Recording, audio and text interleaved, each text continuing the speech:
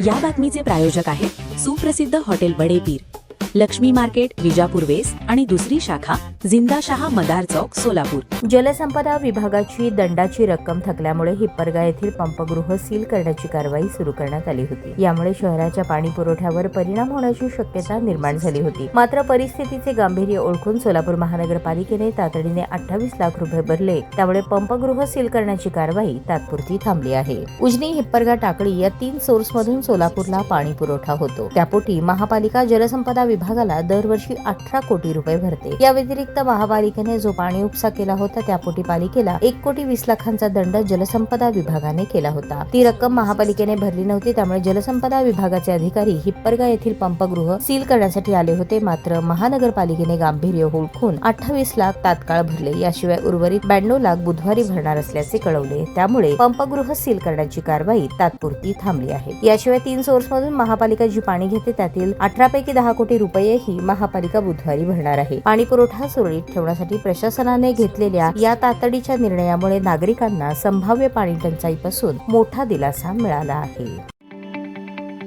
ताज्या बातम्या पाहण्यासाठी प्राईम महाराष्ट्र न्यूज चॅनलला सबस्क्राईब करा।